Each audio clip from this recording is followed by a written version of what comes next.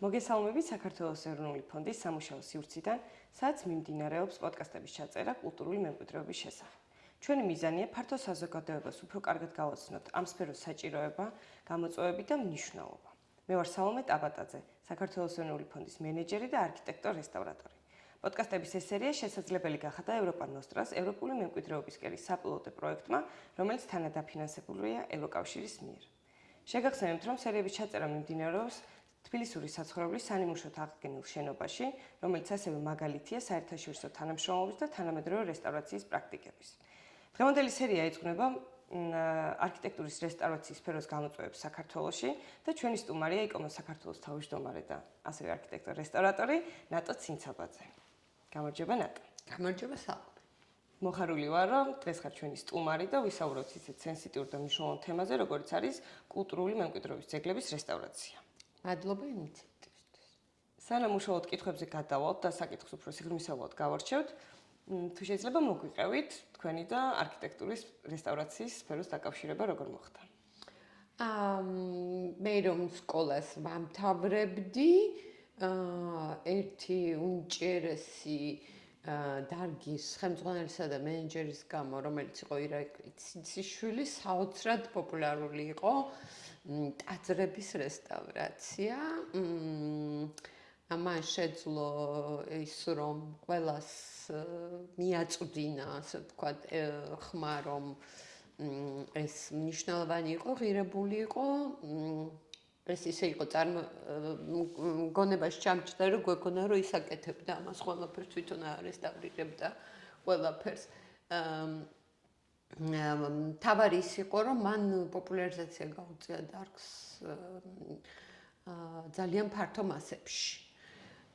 და როგორც ახალგაზრდას, რომლისთვისაც საერთოდ ჯერ კიდე გაუაზრებლად, მაგრამ ემოციის დონეზე მემკვიდრეობა და ტრადიციული გარემო იყო ის, სადაც მე კარგად ვგრძნობდი თავს.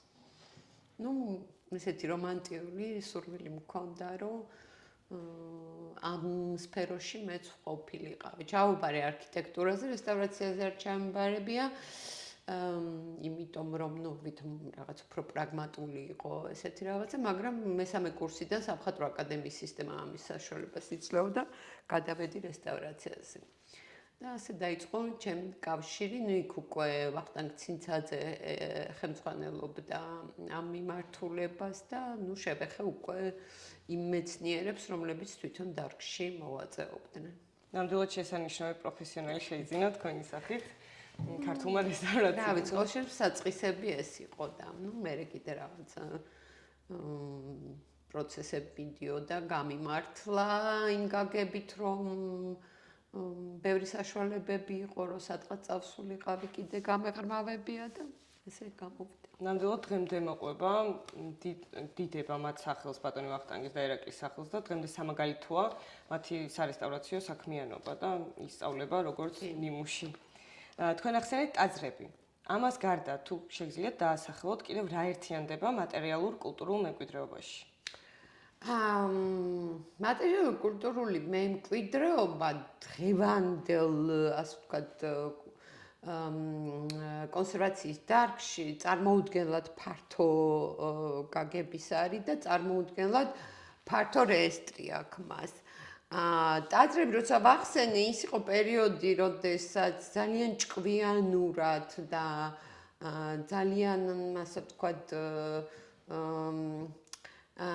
დელიკატურად მოსახლეობის შემეცნებაზე იმუშავეს ეროვნული, ასე ვთქვათ, გრძნობების გავლით ერთის მხრივ, თუმცა ისიც უნდა ვაღიაროთ, რომ საქართველოს რეალობაში საეკლესიო არქიტექტურა ერთ-ერთი ყველაზე მაღალი ხარისხის აკადემიური, ასე ვთქვათ, მემკვიდრეობა. და ამიტომ იყო ეს, ასე ვთქვათ, ხაზგასმული. ახლა მე აღარ წავალ იმ ნიუანსებში, რომ ამბობენ, რომ მაშინდელი კომუნისტური ხელისუფლება ამას იყენებდა პლუს კიდე როგორც მოსახლეობის კმაყოფილებას, რომ აი ტაძრები და ესე შეთამაშება ეროვნულ გრძნობებთან ესეთ რაღაცა, მაგრამ აი ამიტომ, თორემ მაგ დროისთვის უკვე ეს რეესტრი გაზრდილი იყო და რას გულისხმობ, თქვა ჩვენ რო წავიდეთ კულტურული მემკვიდრეობის დარგის საწყისებთან, იქ ჯერ კიდევ ლაპარაკი არის ისეთ როგორ ვთქვა მაღალი ხარისხის ხელოვნებაზე, სასახლეებზე, ტაძრებზე, კლასიკურ არქიტექტურაზე. და ეს ნელ-ნელა იცვლება, სადღაც თქვა აღორძინების პერიოდში შემოდის უკვე ვილები, პატარა სახლები, როდესაც თქვა რაფაელი უსვავს ამას, ხო ხას, რომ მარტო ტაძრები კი არ არის მნიშვნელოვანი, ამიტომ აი ამასაც გავუფრთხილდეთ, რაც მოემკვიდრეობა და გჭირ მე ნელ-ნელა ეს გადადის იმაში, რომ ხალხური არქიტექტურა თურმე უირამნიშნულოვანი ყოფილა, იმიტომ რომ ყველაფერი მას ეფუძნება, მე ეს გადადის, რომ მარტო შენობა კი არა, გარემო, სოფელი, ქალაქი, ბოლოს კულტურული ლანდშაფტი და მივედით დღევანდელ, ასე ვთქვათ, ცნებამდე, როდესაც მემკვიდრეობა არის ის, რასაც თემი საზოგადოება ან ადამიანების ჯგუფი განიხილავს მისთვის, როგორც მისთვის ღირებულს. ამიტომ იქ უკვე შემოვიდა ყველაფერი. არა მარტო ვთქვათ სასულიერო ნაგებობები, მონასტრები, სოფლები, კულტურული ლანდშაფტები, არამედ შეიძლება იყოს რაღაცა გარემო, სივრცე, რომელსაც ერთი ჯგუფი მემკვიდრეობისა განიხილავს მისთვის ღირებულ ადგილად, სივრცეთ. და ამასთან ერთად გაფართოვდა იმდენად, უფრო სწორად, გასაგები გახდა, რომ იმისთვის, რომ ეს მემკვიდრეობა, რომელიც ასეთი ფართოა, ასეთი გლობალური გახდა, ხო, შევინარჩუნოთ, აუცილებელია შემოვიტანოთ არამატერიალური, არა იმ გაგებით მარტო, რასაც თქვა დღეს არამატერიალურ მემკვიდრეობას ეძახიან, იქ ცეკვები, თამაშები და სამზარეულოს ჩათვლით ყველაფერი, არამედ თუ არ ვიცით როგორ შეიქმნა ეს მატერიალური მემკვიდრეობა, ეს ხელობა თუ დავკარგეთ, ეს ტრადიცია თუ დავკარგეთ, მაშინ მას უბრალოდ ვერ მოვუვლით. და აქედან უკვე გადავდივართ აშკარად იმ ტენდენციაში, რომ მატერიალური მემკვიდრეობა ცალკე აღარ არსებობს. ეს არის ის, რაც აუცილებლად უნდა გავიაზროთ იმ ცოდნით, იმ პრაქტიკით, რომელიც მოვიდა ჩვენამდე, სხვა შემთხვევაში ის არასრულფასოვანად არის ინტერპრეტირებული. დიახ, და ასევე ვიტყოდი, რომ ისტორიულ ეპოქებში აგებულ შენობებთან ერთად ბოლო პერიოდში დაემატა ამას მე-20 საუკუნის ინდუსტრიული მოდერნისტული არქიტექტურის ძალიან გაფართოვდა. ძალიან გაფართოვდა ეს. მე-20 საუკუნე და ინდუსტრიული მარტო მე-20 საუკუნე კი არ არის, ინდუსტრიულს უკვე როგორ არის პოსტმილიტარისტულ ადგილებსაც კი უფრთხილდებიან. ყველას თავისი დასაბუთება აქვს ამისი. ბრიტანეთში მე-17 საუკუნიდან იწყება. კი, ყველას თავისი დასაბუთება აქვს ამისი. მთავარია როგორ აი დასაბუთებას რომ ეძახით, როგორ ინტერპრეტაციას აძლევს ამის უშუალოდ მფლობელი საზოგადოება ან თემი მას. და ამიტომ ძალიან ხშირად დღეს გვესმის ესეთი დეფინიცია კულტურული მემკვიდრეობის, რომ აი ელიტური და მეცნიერების წრიდან გამოვიდა და გახდა უფრო საჯარო. ანუ აღარ არის ის, რომ რას ფიქრობენ მეცნიერები ამა თუ იმ ნაგებობაზე. ამ თემს ეს ადგილი მიაჩნია ღირებულად. ის ღირებულია და მეცნიერებმა მას უკვე შეუძლიათ მისცენ შეფასება, მაგრამ ის აღარ არის გადამწყვეტი როლის მატარებელი ამ თვალსაზრისით. ეხლა ეს არ ნიშნავს იმას, რომ სამეცნიერო კვლევა მას არ ჭირდება. მას უბრალოდ წამყვანი როლი აღარ აქვს იდენტიფიკაციაში. დიახ, უფრო ქვემოდან ზემოთ პრაქტიკა გაჩნდა, ვიდრე აშკარად, ხო, აშკარად. თუმცა ძალიან რო ჩავყვეთ, ეხა პრინციპში ეგიდეაც მეცნიერებიდან წამოვიდა. და თავის დაკვირვების და ამ სამეცნიერო კვლევების პირობებში. ეხლა თქვენ უზარმაზარი რეესტრი ახსენეთ ამ სხვა კატეგორიის და ტიპის ძეგლების. თუ არის განსხვავება რესტავრაციის მეთოდებში და მიმართულებებში? რესტავრაციის მეთოდებში, რა თქმა უნდა, განსხვავება კი არ არის. რო წარმოვიდგინოთ, მოდით ესე დავარქვათ, ჩარევის და მოპყრობის მეთოდებშია დიფერენციაცია არსებობს. აი ძალიან ისე რომ უხეშად რო ვთქვათ, გვაქვს როგორი ისინი არის მკურნალობა, კონსერვაცია, არის რესტავრაცია, არის რეკონსტრუქცია, მაგრამ სინამდვილეში აი ესე ცალსახად მარტო ერთი ან ორი არასდროს არ ხდება ობიექტზე. არასდროს. იმიტომ რომ სადაც ეს ტერმინები პირველად გაჟღერდა, მოდით ვთქვათ, რეკონსტრუქციის გარდა, რეკონსტრუქცია მაინც უფრო გვიანდელი, ასე ვთქვათ, გვიანდელი ლეგიტიმაცია შეიძინა რეკონსტრუქციამ. ეს არის, როგორც ეძახიან რესტავრატორების ბიბლია, ვენეციის ქარტია, ხო? და დღეს ძალიან ბევრი დისკუსიები მიდის, რომ ხო არ მოძველდა ეს ქარტია, იმიტომ რომ იმის მერე წამოვიდა დარგობრივი სპეციფიკის ენრაოდენობის ქარტიები ხალხურ არქიტექტურაზე, ხის არქიტექტურაზე, არქეოლოგიაზე ცალკე და ურბანულ მემკვიდრეობას ცალკე. მაგრამ ყველა იწყება შემდეგი სიტყვებით. ეს ქარტია ეფუძნება ვენეციის ქარტიას და მისი სულისკვეთების არის.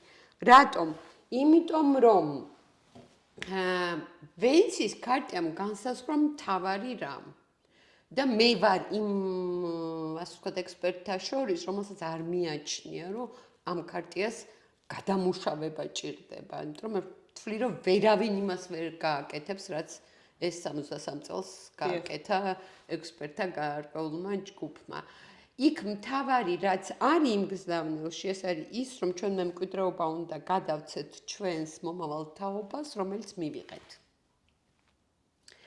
და აფრთხილებს ყველას, რომ ამ დროს, იქ რაღაც ძალიან ტექნიკური ნაწილები, რომელიც დღესაც აუცილებელია, რომ მას ჭირდება ფიქსაცია, მას ჭირდება აღნოსხვა აბსოლუტურად უნიკალური მეთოდია იმისთვის, რომ შენ თუ რამე შეგეშალა მომავალმა თაობამ, გარდა იმისა, რომ უბრალოდ ტექნიკურად გჭირდება, ხო? შენმა მომავალმა თაობამ ეს იცოდეს და ამ დროს შენ გულწრფელი იყო. აი ესე ამ დონის არის ეს ნიუანსები, რომელიც იქ ჩადებულია. გარდა ამისა, მან თავარი ჩადო, რომ ისე ნუ ჩაერევი, რომ შენმა მომავალმა თაობამ ვერ გაიგოს, როგორ მოაღწია შენამდე კულტურულმა მემკვიდრეობა. ანუ მასალებს შორის უნდა იყოს. ყველაფერს გულისხმობს ეს. ეხლა იმის ესე ჩამოყალიბება, ამიტომ არის ვენეციის ქარტე ფილოსოფია და არა პირდაპირ დოქტრინა. დოქტრინები მე ჩაიშალა უკვე და გადავიდა უკვე მაშინ გაიდლაინებში, რას ვეძახით ქართულად გაიდლაინებს, მოქმედების წესები. ხო, არა უკეთესი რამ მითხრა ერთმა ენათმეცნიერმა და მე გამახსენდება. ყოველ შემთხვევაში ეს სულისკვეთება სწორი სიტყვაა და აი როდესაც ობიექტზე მუშაობ, თქვა ტაძარზე, საცხოვრებელ სახლზე, სოფელზე, ქალაქზე, აი ეს ჩარევის კონსერვაცია, რესტავრაცია, ნაწილობრივი რეკონსტრუქცია, როდესაც გაქვს საშუალება და უფლება, რომ რეკონსტრუქცია, თქვა, გააკეთო, რომ გაქვს თუ არა საკმარისი მასალა, ნაწილობრივი რესტავრაცია, თავისი ზომით იმაზე მეტი ხო არ არის, რაც შენ დაგხვდა, იმიტომ თუ იმაზე მეტია, ვიდრე შენ დაგხვდა, აშკარად რეალობას და არსებულს და სინამდვილეს შეჭამ. აი ესეთი ნიუანსები ეს უკვე თვითონ ჩარევის პროცესში ნიჭიერმა, ჭკვიანმა, მულტიდისციპლინარულმა ჯგუფმა ერთად უნდა გადაწყვიტოს და რაც მთავარია განათლებულმა და აკადემიურმა. ეს ყველაფერი უნდა იცოდე, რომ ჩარევის დროს აი ეს ბალანსი კონსერვაცია, მკურნალობა, რესტავრაცია, რეკონსტრუქცია სწორად დაიცვა. გასაგებია და აი თუ შეიძლება რომ უფრო ავხსნა თითოეული მიმართულება, მაგალითად კონსერვაციის, მკურნალობის, რესტავრაციის და ორი რამ ერთი რამ არ უნდა დაგვავიწყდეს, რომ კონსერვაცია დღეს უკვე ჩვენი კანონმდებლობითაც იგულისხმება, რომ ეს არის მთლიანად დარგი, რასაც ჩვენ ძეგლთა დაცვას ვეძახდით. ანუ დღეს კულტურული მემკვიდრეობის დაცვას და აერთიანებს ყველაფერს მასში მართვას და აბსოლუტურ კვლევას და ყველაფერს რაც ამისთვის გვჭირდება. თუმცა დღემდე არის ასეთი რამ კვლავ გამოიყენება იმისთვის, როდესაც ვამბობთ, რომ ჩვენ ამ კულტურული მემკვიდრეობის ობიექტს არაფერს არ ვუმატებთ.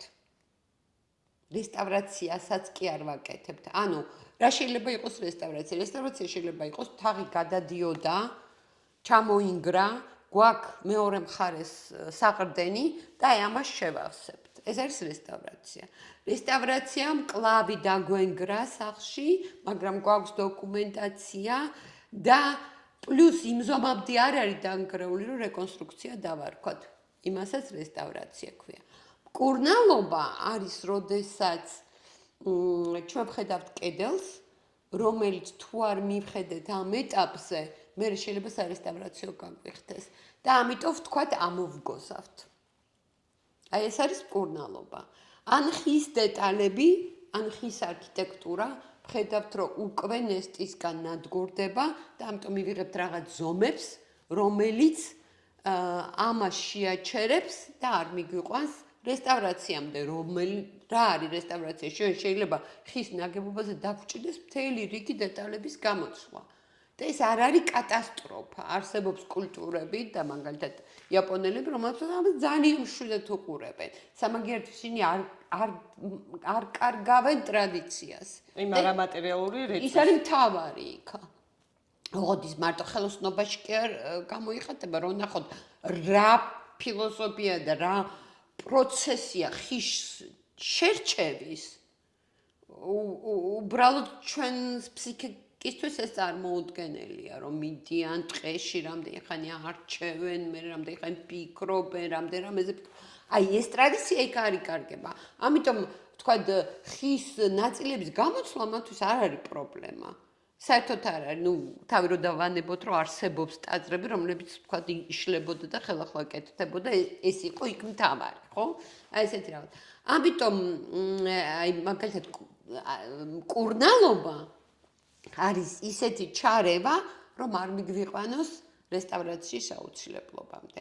რესტავრაცია არის ის შემთხვევა, როდესაც უკვე ჩარევა გვჭირდება, იმიტომ რომ თქვათ სტრუქტურულად არის დაზიანებული ობიექტი და სხვა გზა არ გვაქვს და ჩვენ აქ რაღაცა კონსტრუქციული გამაგრებების გვჭირდება, რაღაცის დაშლა აღდგენა გვჭირდება და ასე შემდეგ. აი რეკონსტრუქცია ყველაზე საკამათო რაც არის დღეს. დარგში არის, როდესაც რაღაცა ან შენობა, ან ნაწილი შენობის აღარ არსებობს, მე და შენ მას ვერ მოვესწარით. მაგრამ გვაქვს მისი პროექტი, გვაქვს ყველა ინფორმაცია მის შესახებ. გვაქვს ფოტოები. მარტო ფოტო არ ყოფნის, ხო? უნდა გქონდეს ანაზომები, ასე შემდეგ. და მაინც ესეც არ არის საკმარისი. რა არის საკმარისი ამ დროს, რომ გავიაზროთ, რომ შეგვიძლია ეს რეკონსტრუქცია განვახორციელოთ, ეს არის ცოდნა, როგორ კეთდებოდა ეს.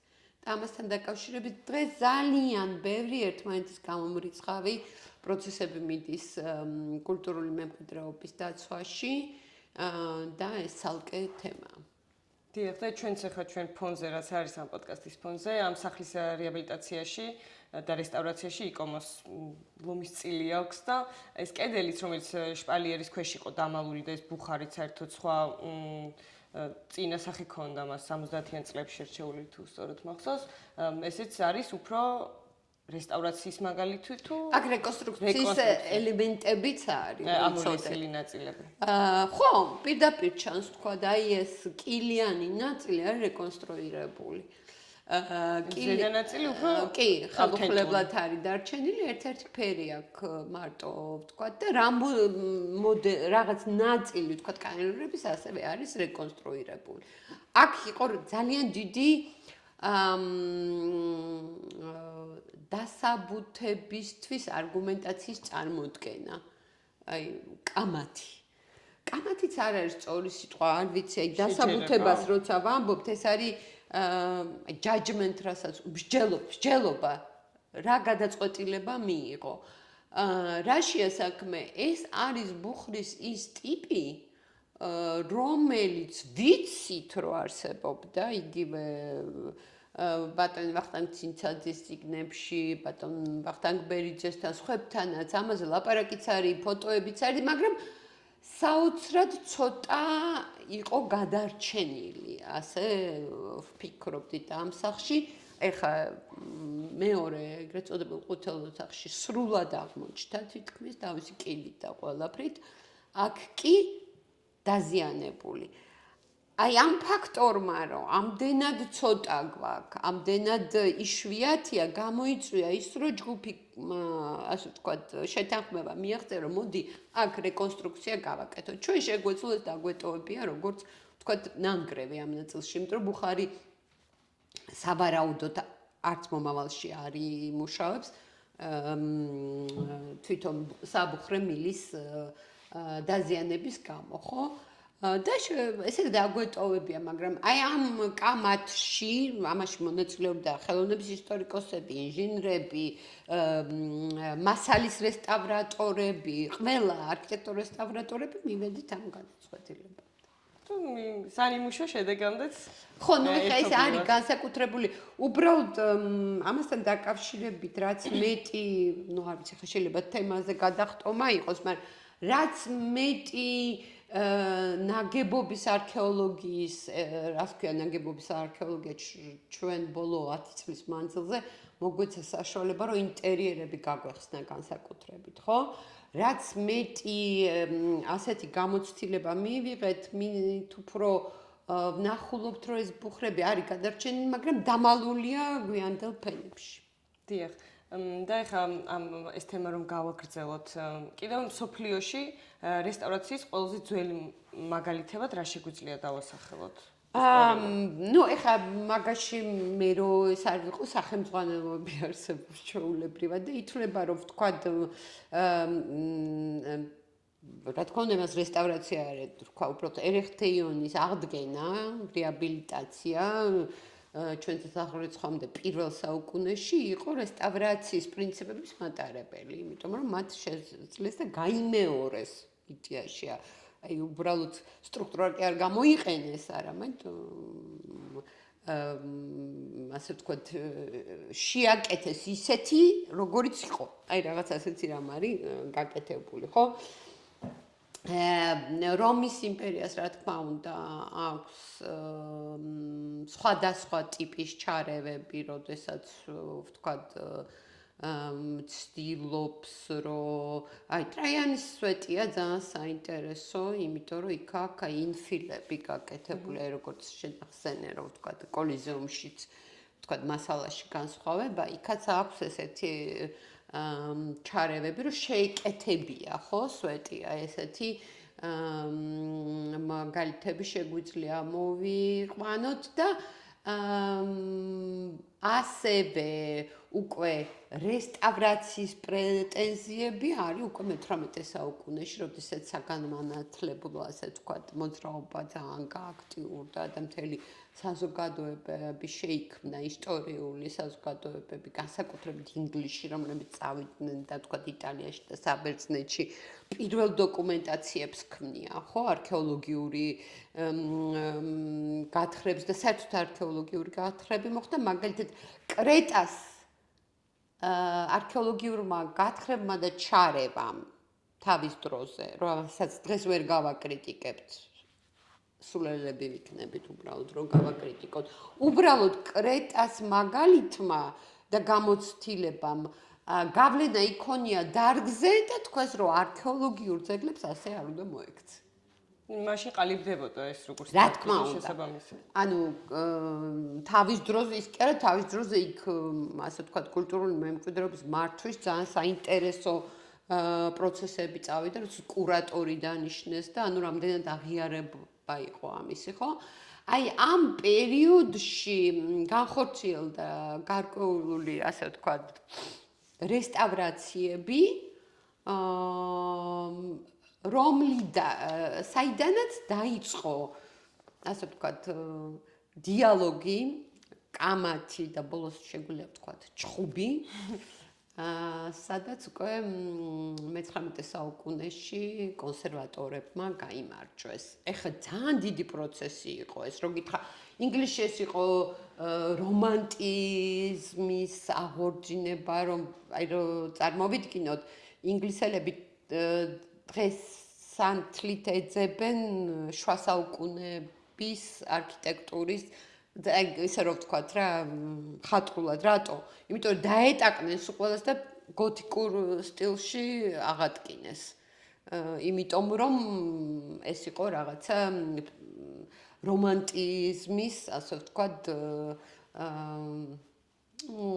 პერიოდი მათში და არის ეს კამათი იყო საინტერესოა რომ ევროპული სივრცე მაშინ უკვე ყალიბდებოდა, იმიტომ რომ უკვე კამათი დაიწყო ამ თემაზე, რომ შეიძლება ასე თუ არ შეიძლება და იგივე ვთქვათ სცენაზე გამოვიდა ვილელეძუკი, აბსოლუტურად უნიკალური პიროვნება, რომელმაც ვთქვათ ფრანგულ რეალობაში როგორი ფილოსოფია გაატარა, იცით, რომ იმისთვის, რომ ეს ძეგლი არქიტექტურის ან ნიმუში სტრუქტურა, რომელიც დაზიანებულია, დაასრულო, დაამთავრო, უნდა მთელი პროცესი მისი შექმნის ფაქტურად იქცე იმ არქიტექტორად. და არ უნდა იმიტომ რომ ის საერთოდ არ თვლიდა, რომ თუ არ დასრულდება რაღაცა, ეს შეუძლებელია და ეს შენი, ასე ვთქვათ, მოწოდება და ასე. ერთი რაც დღეს არ უნდა დაგვავიწყდეს, ეს ადამიანი თვითონ იყო უნიკუმი. წარმოუდგენელია, მე ვერ ვიხსენებ, მერე თუ ვინმემ გაიმეორა მისი, ასე ვთქვათ, ტიპის უნარები ძველ ნაგებობებთან ურთიერთობებში. მაგრამ მთავარი ისაა, რომ ნელ-ნელა მას წამოეწია ეს ორი ტიტანი, ასე ვთქვათ, ინგლისში, როგორც იყო მორისი და რასკინი, რომლებმაც ფაქტიურად გაიმარჯვეს აი ამ მეორე მიმართულებაზე, რაც ნიშნავდა, რომ თავარია დავასრულოთ, თავარია შევქმნათ, ასე ვთქვათ, გავალამაზოთ, არ შეიძლება ნანგრევი იყოს და ასე შემდეგ, რომლებმაც იდეაში დაარწმუნეს მთელი ინტელექტუალური მაშინდელი, აი ესენი იყვნენ სწორედ ის სამეცნიერო და ინტელექტუალური და ნაწილი, ნაღები საზოგადოების, რომლებმაც დღევანდელი გაგებით თავს მოახვიეს საზოგადოებას, გარკვეულწილად სიძველის მიმართ პატივისცემა, ასე ვთქვათ, მოვლა ნანგრევის სილამაზე. ხო და აი ამ ეხა მართლა ძალიან დიდი თემა რასკინი და მორისი, ფაქტია, რომ მოკლედ რომ ვთქვათ, რასკინის და მორისის მთავარი იდეა იყო, რომ ღირებულია ის, რაც დაგვხვდა. დიახ. და ინებე, ასე ვთქვათ, და მოუარე მას ისე, რომ შენი ნახელავი ზედმეტი არ ჩადო მასში. ეხლა იქაც რა თქმა უნდა უკიდურესობამდე არის რაღაცები მისული, უბრალოდ ყველაფერს ესე ვერ დატოვებ, უნდა მოკიდო ხელი. სხვა გზა არა აქვს, ხო, ასეთი. და აქ შემოიტანეს სწორედ ხელოსნობის თემაც. და აი კრაფტს, რასაც ეძახით, ხო, ეს ნამდვილი კეთების ხელოვნება და სწორედ ისინი იყვნენ, ვინც გარკვეული ასე ვთქვათ, სახით საფუძველი ჩაუდეს მერე უკვე მე-20 საუკუნეში ვენეციის ქარტიას. დიდი პროცესი გაუვიდა. ძალიან დიდი პროცესი აქვს, რა თქმა უნდა. აი ამ სპექტრში საქართველოს მაგალითებზე რა შეგვიძლია ვთქვათ და ისტორიულად საქართველოში რესტავრაციის ძეგლებზე, სარესტავრაციო ძეგლებზე. ნუ ახლა არის თუ ეს ძალიან კარგი პუბლიკაცია აქვს მანანას რამელჟის ირინა ელიზბარშის და ცისიუ ჩაჩხუნაშვილს თუ ვინმე საინტერესებს ხუროთმოძღვრების რესტავრაცია საქართველოში და ნუ აი წინვალე ეს არის ხო პუბლიკაცია იმისთვის რომ დავინახოთ რომ საქართველოს მიუხედავად იმისა, სწორედ იმ პერიოდში, როდესაც თქვა რაღაც პროფესიული ფორმა ან იწყებდა არქიტექტურის რესტავრაცია, თქვა ევროპაში, პარალელურ რეჟიმში იგივე პროცესები ხდებოდა საქართველოში. აი ეს ძალიან საინტერესო თემაა. ერთი რაც მე მიყვარს ხოლმე, თქვა კვირიკე მამასახლის ის ჩადება ლექციაში სტუდენტებისთვის, რომელიც თქვა ფრესკაზე, ნუ წარმოიდგინეთ მე-12 საუკუნეში სვანეთში წარწერას აკეთებს, რომ შეიწყალე ფერი სანთლისგან, რომ არ გაიმჯვარტლოს. მე-12 საუკუნეა. ხო, იმისთვის, რომ რამდენად პარალელურ რეჟიმში მიდის იმის აღიარება, რომ რაღაცა ღირებულია, ხო და მოდი შევინარჩუნოთ, მოდი დავიცვათ, ხო, ესეთი რა. მე-12 საუკუნეა და ვიჭიმები ხოლმე, რომ აბა მაჩვენეთ სხვაგან მე-12 საუკუნეში. საჩეგილიათ ასე პირდაპირ მასკენ და აი ამ გაგებით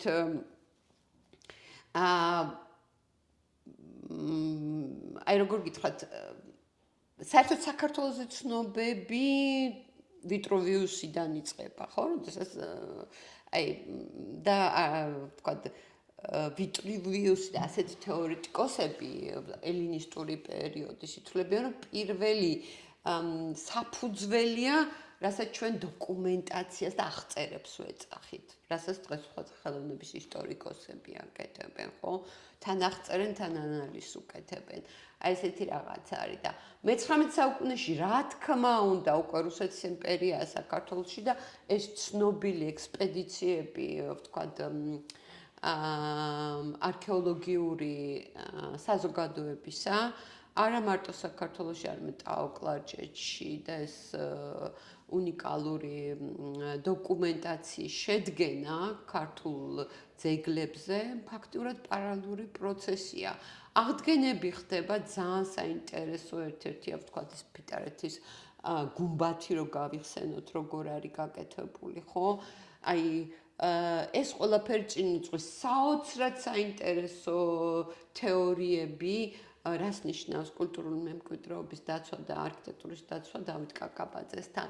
და აი ძალიან ადამიანურად გასაოცარი პარალელური პროცესები, მაშინ როცა უბრალოდ ცოცხლები ვართ თორე ხა მე-17 საუკუნეში ხო ხვდებით, რომ საზოგადოება საერთოდ უკიდურეს საზოგადოება კი არა ქვეყანა უკიდურესად გაჭირვებული, როგორც კი სულს ითქვამს ქვეყანა, პარალელურად მიდის ის პროცესები, რაც ევროპაშია და ჩვენ არ უნდა დაგვავიწყდეს, რომ აი ხა ყველაფერს რასაც ვლაპარაკობ, ეს განათლება, ყველაფერი მაინც ევროპულ სივრცეს ეხება. ჩვენ ბევრი რამ არ ვიცით და ეს სპეციფიკა ქონდა ყოველთვის ამ როგორ გითხრათ, დარგს. დღემდე უკვე აზიელები და აღმოსავლეთი აკრიტიკებს ძეგლთა დაცვის პრინციპებს იმ გაგებით, რომ ზედმეტად ევროპაცენტრული იყო ეს ყველაფერი. და მაინც, როდესაც ეს მიდის დეტალური გარჩევების თემა, იგივე იაპონიის მაგალითი, მე აღმოჩნდება, რომ საწინააღმდეგო იქ არაფერი არ დევს. აი ასე იყო საქართველოშიც და რაც შეეხება საბჭოთა პერიოდს, აქაც ჩემთვის გასაოცრად პარალელური პროცესები მიდის იმასთან დაკავშირებით, თუ როგორ ვითარდება ჩარევის მეთოდოლოგია. იმიტომ რომ იდეაში დღეს რო წარმომიდგენია იმ ასე ვთქვათ ძალიან დიდ მეცნიერებს რუსტან გვერდჭირთელს, ვახტანგ ცინცაძეს, ირაკლის ციციშვილს ალბათ ქონდა საშუალება რაღაც კონფერენციებს დასწრებოდა და რაღაცა, მაგრამ ეს ჩაკეტილი სივრცე იყო მაინც, ხო? და რო შეადაროთ, ვთქვათ, პარალელური ისინი, რა ქვია, პროცესები დიდად არ განსხვავდება. ჩვენ ჩამორჩენა გვეწყება სადღაც 80-იანი წლების შუა წლებიდან, როდესაც სტაგნაცია მოხდა ქვეყანაში და იქ კი დასავლეთში კი ნახტომი გააკეთა მეთოდოლოგიურმა ასე ვთქვათ პრინციპებმა.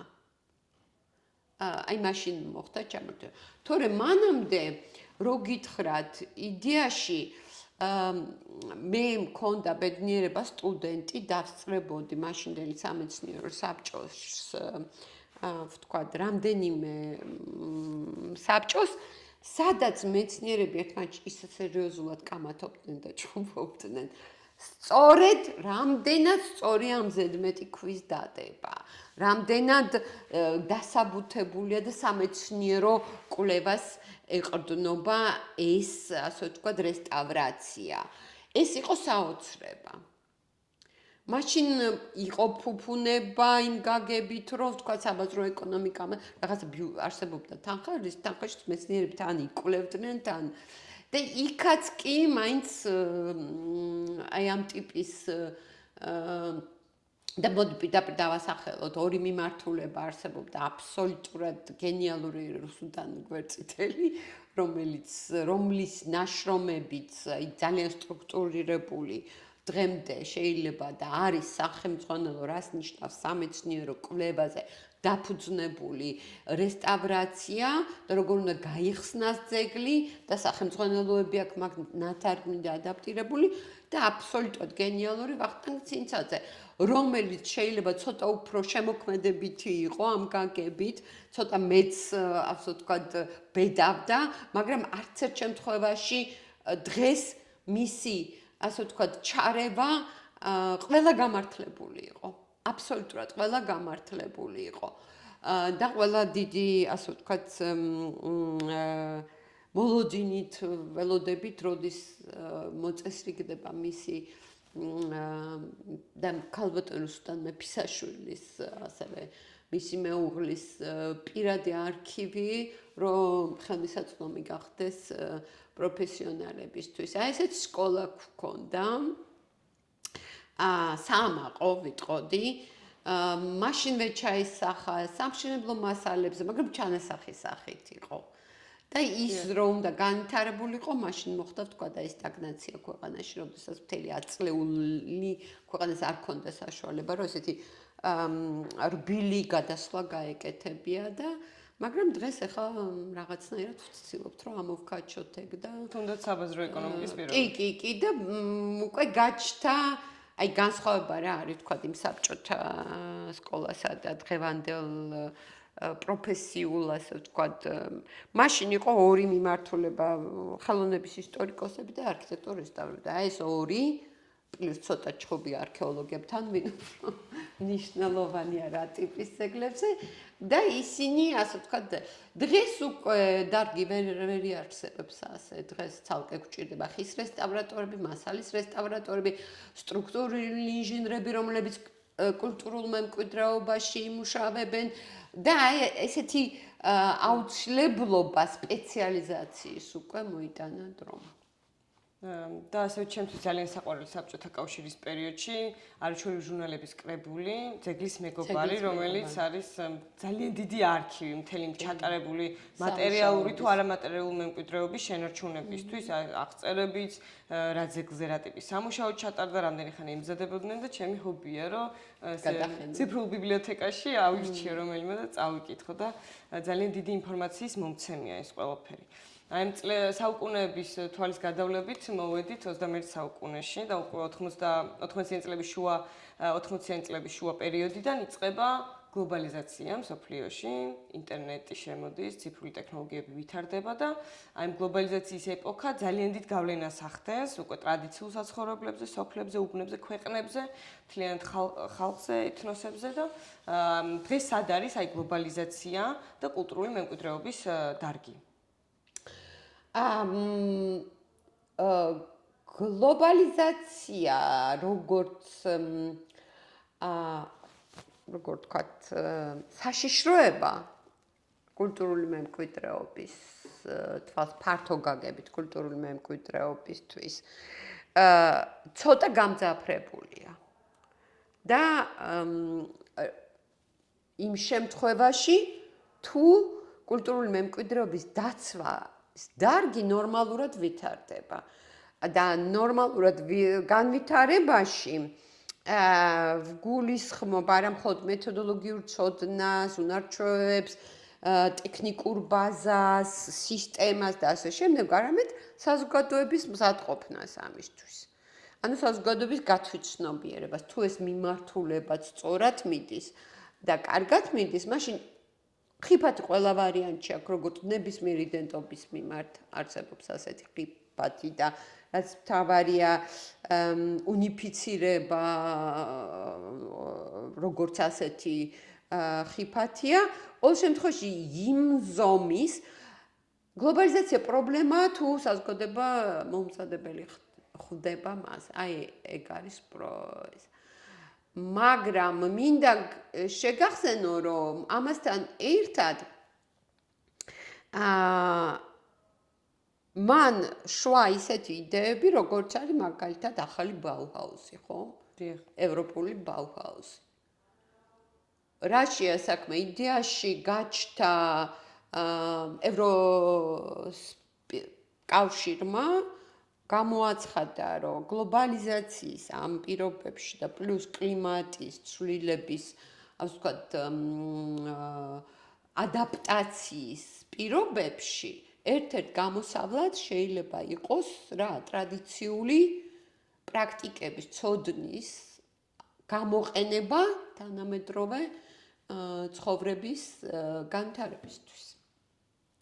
არა მარტო აღიარა, არამედ შექმნა უზარმაზარი ფინანსური რესურსი და ჩვენ ეგრეთ წოდებულ კონსერვატორებს გითხრა, ფულია და მოგვეცით, ხო, განახორციელეთ, მოგვეცით ის საფუძველი, რის საფუძველზეც მომავალი გლობალიზაციის პირობებში და კლიმატური ცვლილებების ადაპტაციისთვის წავა ისე, რომ ის იყოს მდგრადი სიცოცხლის უნარიანი. და საზოგადოებამ მიიღოს ნაკლები ზიანი. ნაკლები ზიანის კი არა, გადარჩეს უბრალოდ, ხო?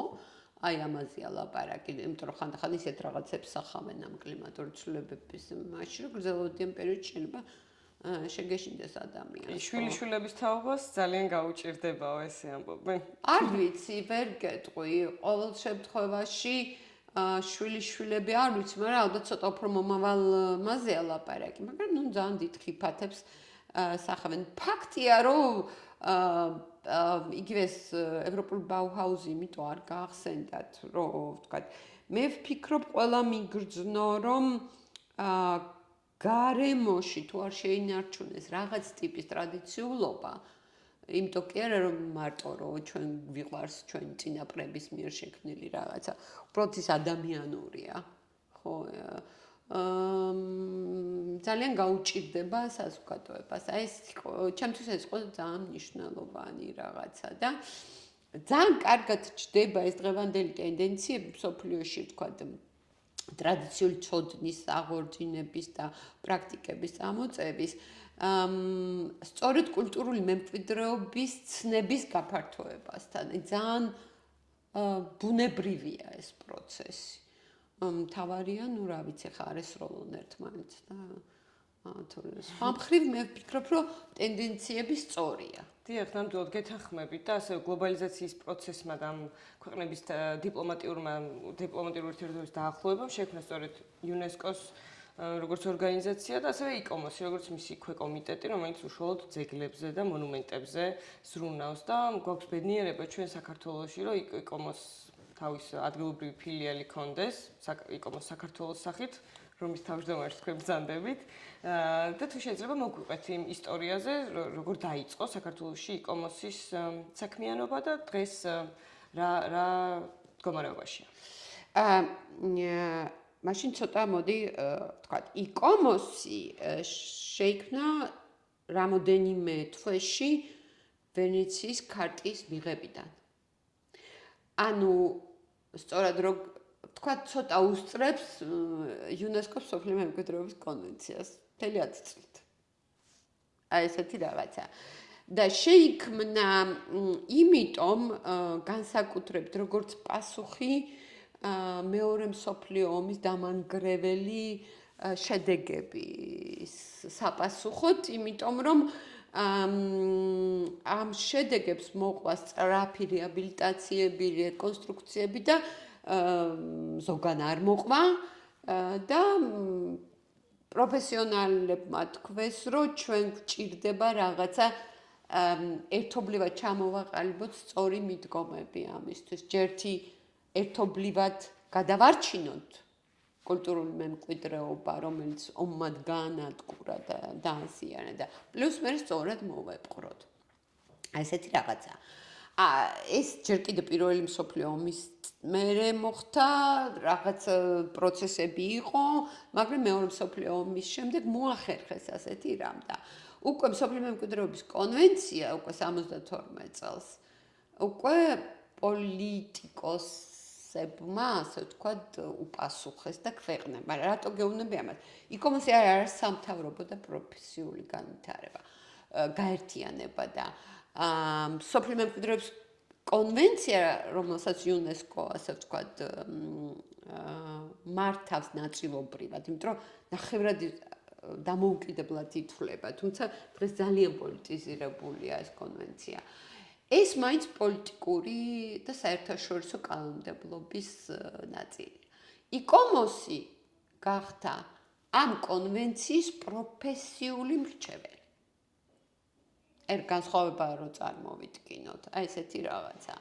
და მსოფლიო მემკვიდრეობის კონვენცია არის კონვენცია, რომელიც ნებაყოფლობით სახელმწიფოებს ავალდებულებს, რომ კულტურული მემკვიდრეობას მიხედონ და მოუარონ შეთანხმებული პრინციპების საფუძველზე და ქმნის სიას, ისია არ არის მთავარი მსოფლიო მემკვიდრეობის კონვენციაში. მსოფლიო მემკვიდრეობის კონვენციაში მთავარი არის ის, რომ ჩვენ ვაღიარებთ, რომ კულტურული მემკვიდრეობა მოწყვლადია, საერთო ღირებულებაა და ვუვლით რაღაც პრინციპების შესაბამისად და ქმნით სიას ყველა ერის კულტურული მემკვიდრეობის წარმომადგენლებისგან, როგორც საერთო ღირებულებას.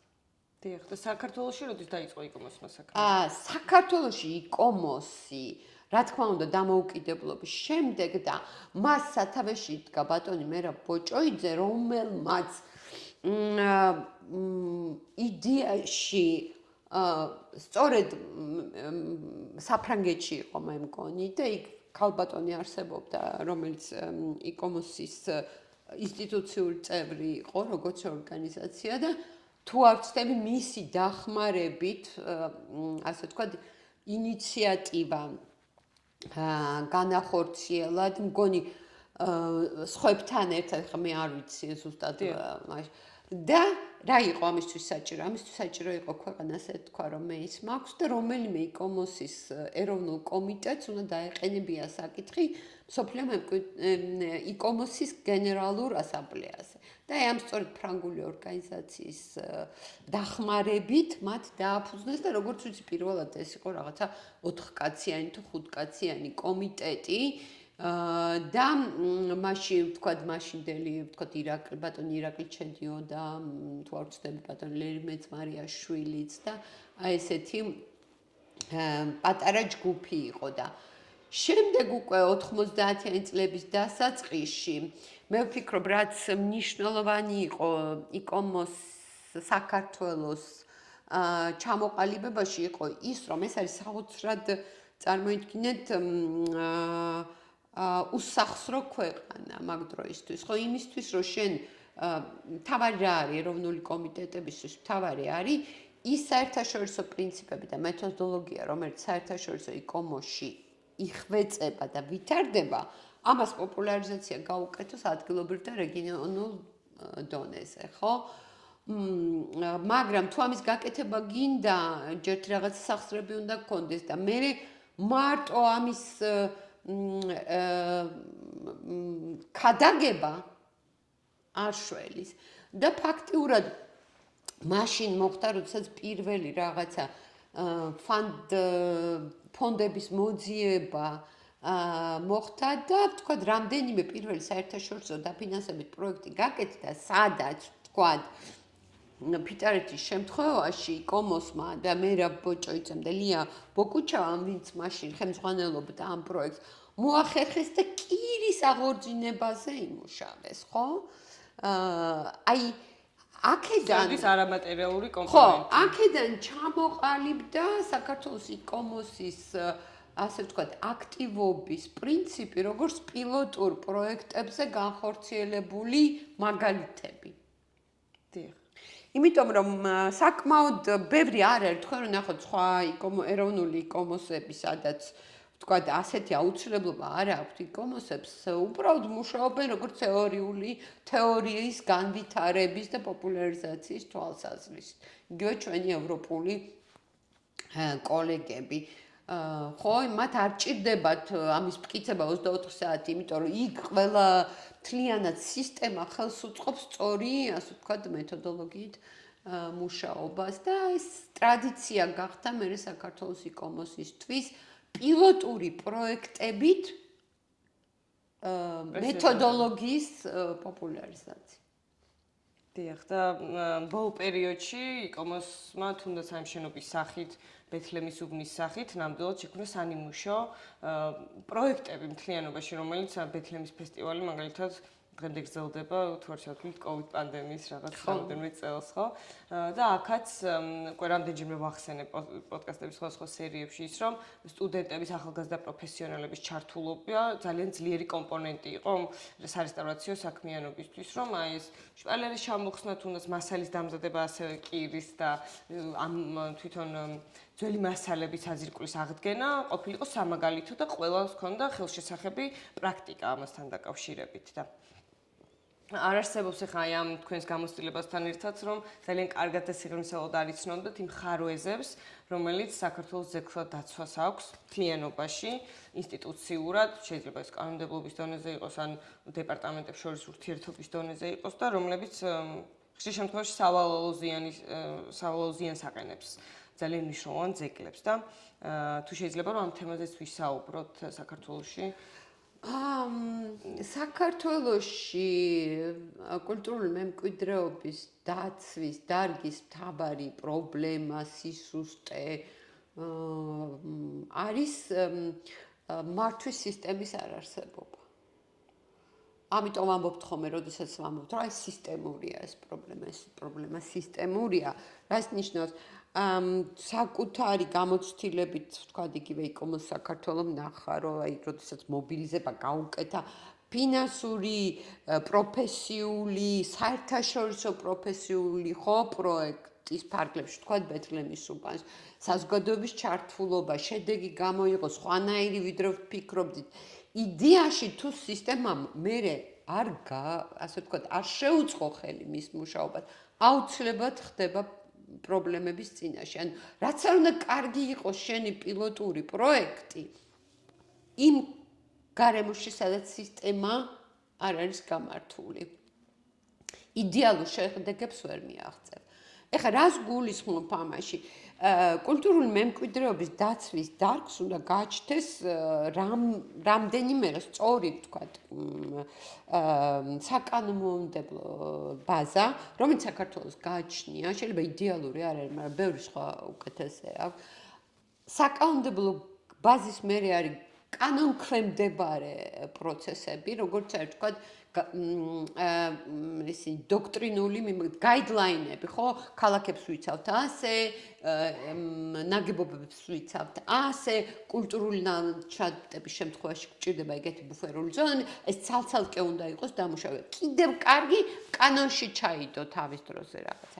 მაგრამ რაც ყველაზე მნიშვნელოვანია, ჩვენ ვამბობთ, რომ რა არის კულტურული მემკვიდრეობის დაცვა. ეს არის აღნოსხვა, მონიტორინგი, დაკვირვება, ანალიზი, პოლიტიკის შექმნა, განხორციელება და ციკლი იკვრება.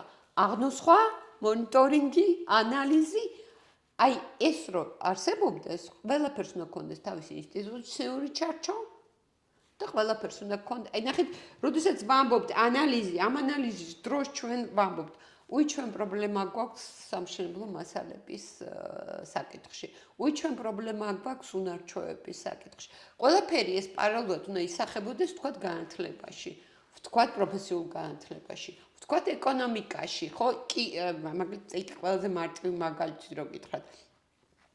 კირი, რომელსაც ვიყენებთ დღეს ჩვენ, კირი არის ყველაზე იაფი არის თურქული კირი და ვთქვათ, ყველგანის არ გამოდგება, ან გერმანული, ვთქვათ, ჰიდრავლიკური, რომელიც ხანდა იგივე შუა საუკუნეებში თქვათ გჭირდება, ძვირია და ცოტა, ან დიდი რაღაც ძალიან უხეშად ვლაპარაკობთ ჩვენ. ამ დროს გვაქვს თურმე კირის საბადოები, გვაქვს თურმე შეიძლება ეს ეკონომიკა მასახოს, ალბათ შეიძლება, მაგრამ ამისთვის დარგთაშორისი კავშირები უნდა არსებობდეს, ხო? და ეს ინსტიტუციური ჩარჩო არ არსებობს. ნახეთ, ჩვენ გვაქვს ძლივს მივახციოთ, რომ რაღაც ერთი სააგენტო შევქმნით და ბოლო წლებში მგონი რეგიონებში გაჩნდა თანამდებობა მუნიციპალურ სისტემაში, კულტურული მემკვიდრეობის ექსპერტი თუ რაღაც. ჩვენ არ გვაქვს ძეგლის ადგილზე მართვის ტრადიცია. ირაკლი რო ახსენებ, ჭკვიანი კაცი იყო და მან ჩადო ეგრეთ წოდებული მუზეუმ რეზერვები, ანუ მუზეუმები, საიდანაც ისიც მან დღემდე ამას ვერ გავცდით. მაგრამ რო ნახოთ ის მუზეუმ ნაკრძალები, რომლებიც გვაქვს, ფინანსურად, ტექნიკურად, აბსოლუტურად დამოკიდებულია ისევ სააგენტოზე. სოფელში, თქვენ საყვარელ სოფელში, რომ მოგინდეთ კრამიტის შეცვლა, უნდა წამოხვიდეთ და თბილისიდან წესით რომ მოიქცეთ. თბილისიდან უნდა იყოს ნებართვა. სინამდვილეში როგორ უნდა იყოს? უნდა იყოს არსებობდეს ესე ვთქვათ, ეგრეთ წოდებული კონსერვაციის გეგმები, ანუ უნდა იცოდეთ, რომ 5-6 წელიწადში ეს კრამიტი უნდა შეაკეთოთ და ამ გეგმის მიხედვით სწორი მეთოდოლოგიით უნდა მოქმედებდეს ადგილობრივ ხელისუფლებაში ხალხი. მაგრამ ამას სჭირდება ცოდნა და ამას სჭირდება ესეთი ვერტიკალური განვითარება, თუ ასეთი ვართ დღემდე ჩვენ და არა ვართ დეცენტრალიზებული ქვეყანა. კარგი, მაშინ ეს სისტემაც უნდა ასეთი იყოს, ხო? აი ეს საქართველოში არ არის. მონიტორინგის სისტემას ვერ ვახორციელებთ. რატო?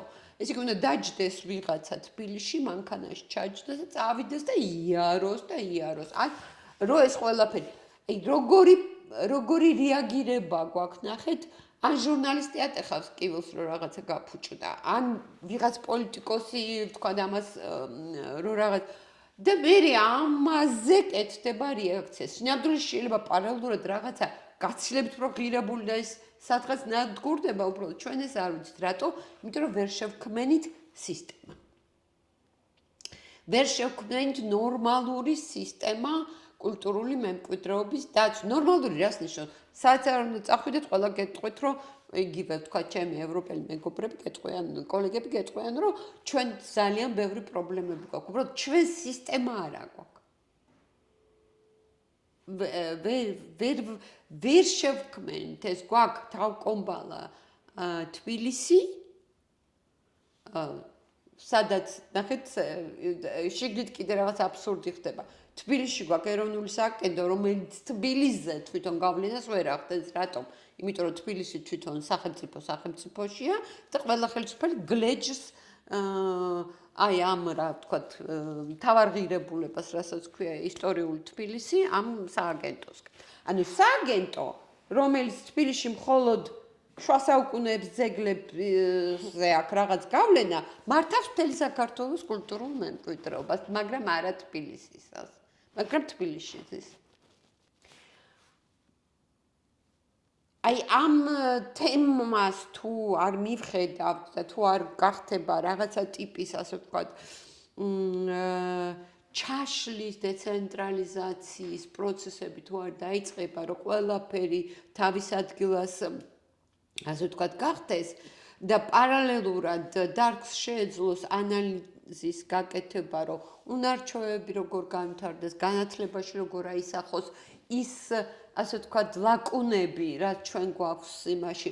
ყველგან გვჭირდება ხო არა, ქვეყანა პატარაა. შეიძლება ყველა მიმართულებით არ გვჭირდება ამ უნარჩვევების განვითარება და რაღაცაზე შევთანხმდეთ, რომ მოვიწვიოთ ვიღაცა, ხო, უწყოელი, იმიტომ რომ ძალიან პატარა ვართ ჩვენ იმისთვის, რომ ყველა მიმართულება გქონდეს განვითარება, მაგრამ ამასთან დაკავშირებით კონსენსუსი უნდა არსებობდეს დარგში. ნუ ხე, აგური და კრამიტი და კირი მინიმუმ და გქონდეს. შეიძლება ქაღალდის აღდგენა, თუმცა ისი ძალიან ბევრია. მაგას ვამბობ, რაღაცაზე უნდა ვიყოთ, ასე ვთქვათ, შეთანხმებულები და უნდა შეგვეძლოს თავი რა არის, უნდა შეგვეძლოს მრავალდის აი ნახეთ, სტრატეგია ნელ-ნელა უნდა გადავიდეს ყოველდღიური მოვლა პატრონობის უზრუნველყოფაზე, იმიტომ რომ ჩვენ უკვე ბოლო 30 წელია როგორ მოქმედებთ აქტიური ჩარევა, რაც თავისთავად არ არის იდეალური, ხო?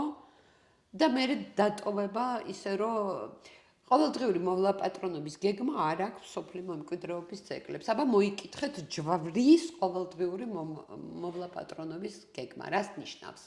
ვერ ნახავთ. სვეტი ცხოველის მაგალითად.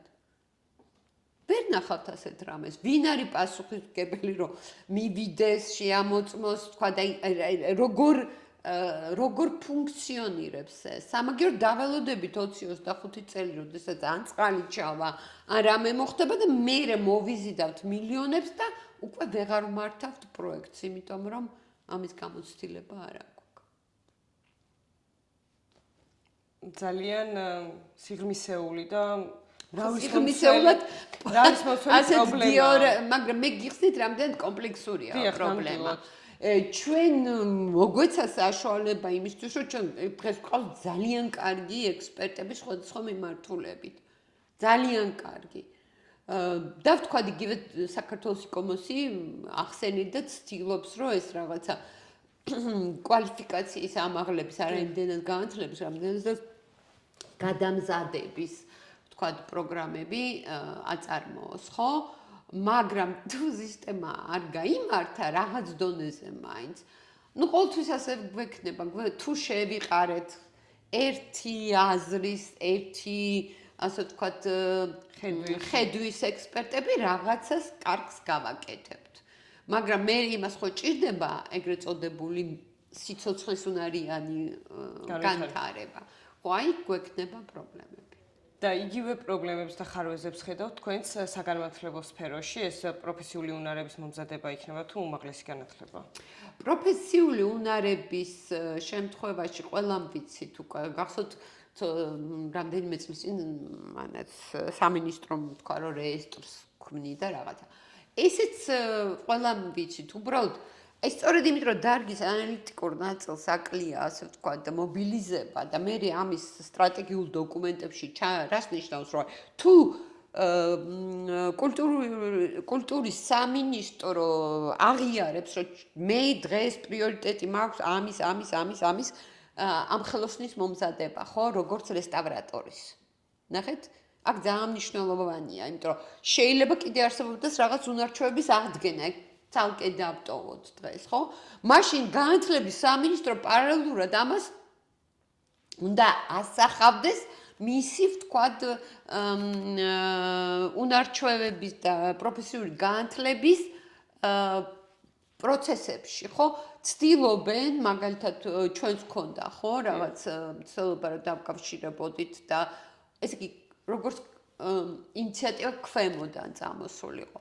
აი იდეა ეს არის, რომ სისტემას როცა ვამბობ, ლაპარაკი რა არის, რომ კულტურის სამინისტრო თუ დაინახავს, რომ მას პრობლემა აქვს უმაღლესი განათლების იმაში, თქვათ რაღაცა მან რა უნდა ქნას, იმდენად ფულიც კი არ უნდა გამოყოს, ხელი უნდა შეუწყოს პროცესებს, რომ იქ ეს წავიდეს, არა? აი ესეთი რაღაცა.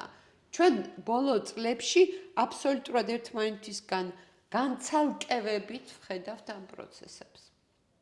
თქვენ უნივერსიტეტში სასწავლით ლექტორიც ხართ? მე ვიყავი სამხატვრო აკადემიაში, პანდემიის მერე აღარა ვარ. სამხატვრო აკადემიის პრობლემას მე ვხედავდი მაგისტრებთან შევდიოდი. ვხედავდი იმაში, რომ ჩემთვის გაუგებარი იყო სამაგისტრომდე რითი მოდიოდნენ. ანუ რა პროდუქტს ქმნიდა მაგისტრის დონემდე სამხატვრო აკადემია ვერ ხვდებოდი. აქაც მე ვფიქრობ ძალიან სწორად არის შესადგენი პროგრამები. სხვათა შორის ახლა ხანს მივიღე რაღაც წერილი უნდა ვუპასუხო, მე მგონი ახლა ფიქრობენ რომ რაღაც ანუ მე მოწვეული ლექტორი ვიყავი და იდეაში დამაბნეველი იყო ჩემთვის იმ რამოდენიმე ადამიანის განსხვავებული რა დავარქვა ცოდნა და უნარები, რომელიც იქ ხდებოდა. ამ დროს ვერ ხვდები, თქვა 0-დან დაიწყო თუ სადღაც უნდა. ნუ ხა ძალიან ბევრი რაღაცა, მაგალითად აკადემიაში მოხდა რაღაც პერიოდი ესეთი დაყოფა, რომ რესტავრატორები ბაკალავრიატის იწყებდნენ 0-დან, გაყვეს. იმიტომ ჩემ დროს ჩვენ 3 წელი ერთად ვსწავლობდით და მე ხდებოდა, რაც აბსოლუტური უმრავლესობა მსოფლიო სისტემების ასეა. ანუ რესტავრატორი ბაკალავრიატის იმიდან არ იწყება უმრავლეს შემთხვევაში არქიტექტურაში. და მე უკვე მაგისტრატურა და საბჭოთა სისტემაში ეს იყო ჩადებული ბოლო რამდენიმე წელი, იმიტომ იყო 7 წელი და 9 წელი სწავლა, რომ მაგისტრატურა ცალკე არ ქონდა და აუცილებლობა იყო, რომ ყველას გაევლო ეს პროცესი. ამან მე ვფიქრობ დააბნია სისტემა აკადემიაში, იმიტომ რომ მანამდე რაც არსებობდა ის პროგრამა დაირღვა. თან ის პროგრამაც უფრო სახელოსნოზე დაფუძნებული პროგრამა იყო, ნაკლებად ასე ვთქვათ, კურიკულუმის ფორმა ჰქონდა და ახალი ვერ დადგეს. იქ როგორ იყო იცით, ვთქვათ, მასალაში და ფერწერაში ცოტა უფრო მეტი გააკეთეს, ვიდრე ვთქვათ არქიტექტურაში და ესეთი დამაბნეველი იყო. მე ერთი პერიოდი თქვას, რომ ეს ვარიანტი არ ვარგა და ისევ დავაბრუნებთ არქიტექტურას თავის ადგილას. ნუ მოკლედ მე მგონი მისახედია. ჩვენ ახლა ბოლო მომენტებში ბევრ ხარვაზე და პრობლემაზე ვისაუბრეთ, რომელიც თვალსაჩინოა ნებისმიერი ადამიანისთვის, ვინც დაკვირვებით უყურებს და აკვირდება პროცესებს, თუნდაც ჟურნალისტების ატეხილი ამბების კვალდაკვალ. თუ გაქვთ დარწმუნებული ვარ, გაქვთ ის გამოცდილება, რომ აი იდეალურ პროცესზე ვისაუბროთ, რომელიც სასარგებლო იქნება როგორც ძეგლისთვის, ასევე საზოგადოებისთვის და მთლიანობაში სახელმწიფოსთვის. ნუ რა ჩვენ თუ მივახცევთ იმას, რომ რაც ეღან თქვი რაღაცნაირად სისტემას ავაწყობთ, წესით ნელ-ნელა რა უნდა მოხდეს. დარგს უნდა გაეზარდოს საზოგადოებრივი მხარდაჭერა და ეს ძალიან მნიშვნელოვანია. ეს პოდკასტებიც ამას ემსახურება, ხო? რატომ ვაკეთებთ ამას? რა არის ამის? ეს არის ის ნაწილი, რომელიც მართლა ძალიან მნიშვნელოვანია. ხო და აი ეს რატომ ცალკე დამიმართულება ამ დარგის რა. რო გითხრათ აი საზოგადოებასთან ამაზე მუშაობის ცალკე მიმართულება, არა ვარ ამის ექსპერტი მე თვითონ ვერ გეტყვით, იმიტომ რომ სხვანაირი ნიჭი, სხვანაირი უნარი ჭირდება, როგორ მას ქნა მიიტანო საზოგადოებამდე ეს, ასე ვთქვათ, სიკეთე, როგორც აუცილებლობა, იმდენი ესეთია რაღაცა ფრთიანი ფრაზები, ერთ-ერთი ბოლოს რაც მოვისმინე და ძალიან მომეწონა, მიეწერება ინდიელთა ბელაც ვიღაცას, როგორც ანდაზა, მაგრამ მე რაღაცა რეფერენსები ძალიან ბევრ ცნობილ ადამიანზე ვნახე, არ ვიცი, რომ ეს დედამიწა ჩვენ არ მიგვიღია როგორც მემკვიდრეობა წინაპრებისგან, ის ვისესხეთ მომავალი თაობისგან. ამაზე სწორი, ასე ვთქვათ, დეფინიცია კულტურული მემკვიდრეობის როგორც ფართო, ასე ვთქვათ, ცნების მე არ გამიგია, მაგრამ ამას მიტანა ჭირდება, ასე ვთქვათ.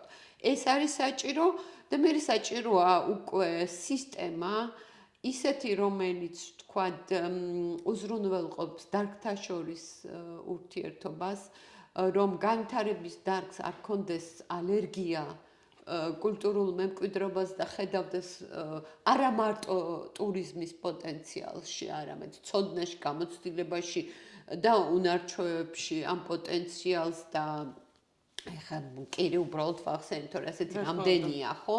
ამაში და სისტემამ უზრუნველყოს ის, რომ ელემენტარულ პრინციპებს ძეგლთა დაცვის, კულტურული მემკვიდრეობის დაცვის დაეფუძნება. ეხლა რო არ მოგატყუოთ ისეთი პროექტი, რომელიც აი ამ ნაგებობაზე განვახორციელეთ, როდესაც კვლევების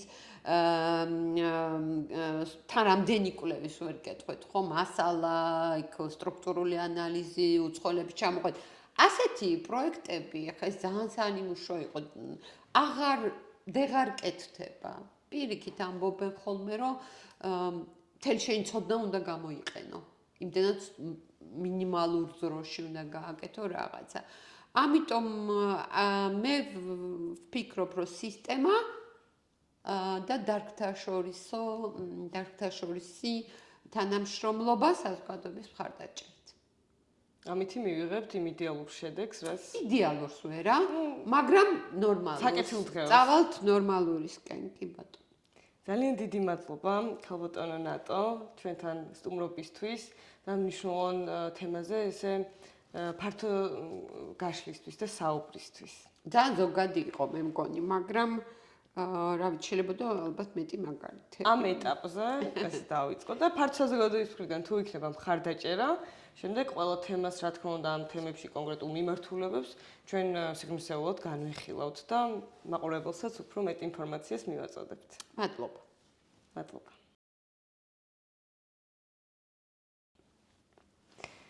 დიდი მადლობა, რომ გვადევნებდით თვალყურს, იყავით ჩვენთან ერთად. იმედი მაქვს, მიიღეთ ინფორმაცია თუნდაც ზოგადი არქიტექტურის ძეგლების რესტავრაციასთან დაკავშირებით და შემდეგში უფრო დეტალურად დააკვირდებით, რა პროცესები ხდება ჩვენს გარშემო, თუნდაც თბილისის მაგალითზე, სადაც ბევრი სარესტავრაციო სამუშაოები მიმდინარეობს და აღმოაჩენთ, სად არის მათი ხარვეზები და თქვენც უფრო ყურადღებიანი იქნებით, რომ ერთად დავიცვათ და შევინარჩუნოთ საქართველოს მდიდარი კულტურული მემკვიდრეობა. მადლობა, მომავალ შეხვედრამდე.